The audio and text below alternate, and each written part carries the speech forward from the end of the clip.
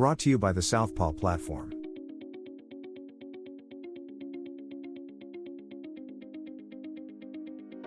America's college system didn't start as a profit machine.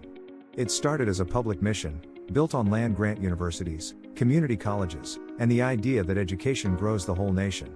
But over time, we turned opportunity into a receipt. We took knowledge and wrapped it in tuition bills, fees, interest, and decades of repayment. After World War II, the GI Bill proved something powerful. When the government opens the doors to education, the economy grows, families stabilize, and an entire generation rises. That should have been the permanent blueprint. Instead, we built a patchwork where some people get grants, some people get loans, and some people get shut out completely. Then came the long slide. States pulled back funding, tuition climbed, and universities filled the gap by charging students instead of being fully backed by the public again. And here's the twist that exposes the whole contradiction. The United States spends heavily on education and invests about $20,387 per student across primary through tertiary levels, above the OECD average, yet we still run college access like a toll road. We didn't create a pay-for-college system because it was the only way. We created it because it was politically convenient, and because debt became a quiet form of control. Student loans became the bridge people were told to cross. But that bridge was built with interest, penalties, and lifelong drag. Right now, outstanding student loan debt is about $1.65 trillion. That number alone tells you this isn't personal responsibility, it's a national design flaw. And annual tuition fees for domestic students in public bachelor's programs in the United States are the highest among comparable wealthy countries, averaging about $9,596 per year. So the problem is not that Americans don't value education. The problem is that America charges the most, then pretends the debt is a character test. Meanwhile, other countries made a different choice. Some treated public universities like roads, courts, and fire departments, core infrastructure for a functioning society. Germany is the cleanest example of the moral stance. Public university tuition fees were abolished again in 2014, with only limited exceptions today. Nordic countries took another path. They don't just reduce tuition, they build student support around the idea that a young adult shouldn't have to be rich to become skilled, with systems like grants and loans designed to cover living costs while tuition stays free for eligible students. Across Latin America, Argentina is famous for tuition-free undergraduate education at public universities, including flagship institutions like the University of Buenos Aires. And globally, many countries anchor free public higher education in law, showing that free isn't a fantasy concept. It's already a legal reality in parts of the world, with roughly about 3 in 10 countries legally mandating free public higher education in one major international review. Every one of these models has trade-offs. But they all share a core truth America keeps avoiding. If you want a nation of engineers, nurses, teachers, coders, scientists, and builders, you don't charge the people up front. You invest first, then collect the return through a stronger economy and higher tax base later. Here's the part that makes the US situation even more absurd. The United States invests more per student than the average of comparable wealthy nations, but we still run college like a luxury brand. So this pillar is not about whether we can.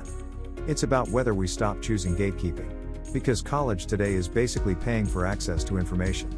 You sit in a room, listen to a lecture, take tests, and prove you can perform. The knowledge isn't the expensive part. The expensive part is the monopoly on credentials.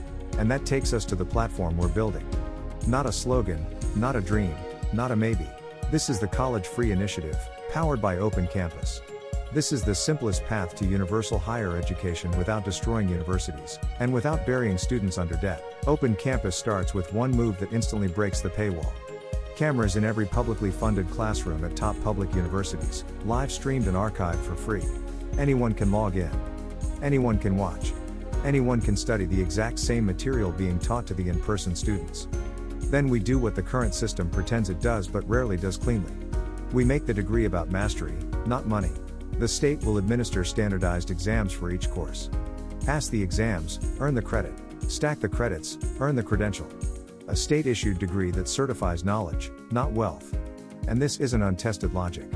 America already has fragments of this idea in AP exams, CLEP tests, competency-based programs, and professional licensing. Open Campus simply makes it universal, public, and legitimate at full scale.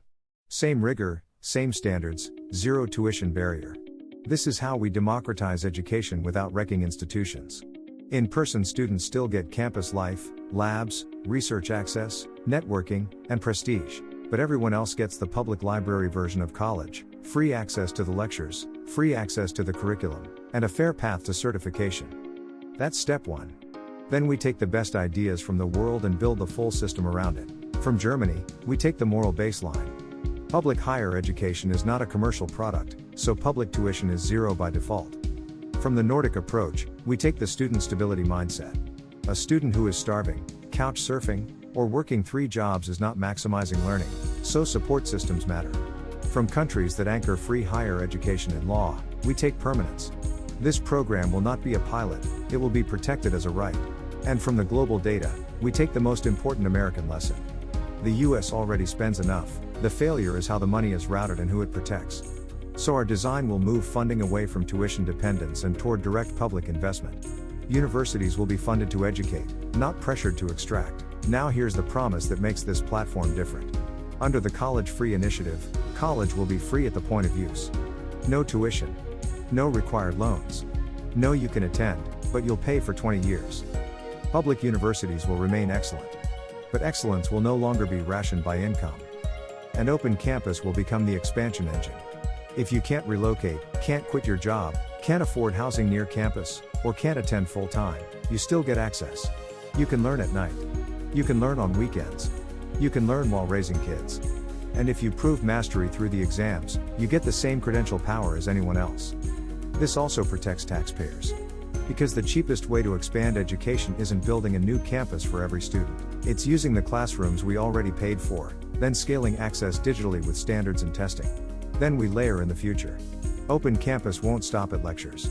We will build virtual lab simulations, remote proctored testing, apprenticeship pipelines, and verified skill badges that connect directly to employers. And yes, elite hands-on fields still need hands-on pathways. Nursing, engineering labs, clinicals, advanced sciences. So we build hybrid tracks.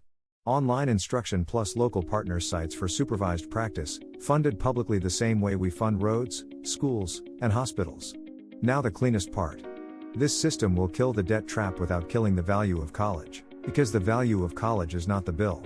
The value of college is the skill, the credential, the opportunity, and the productivity it unlocks.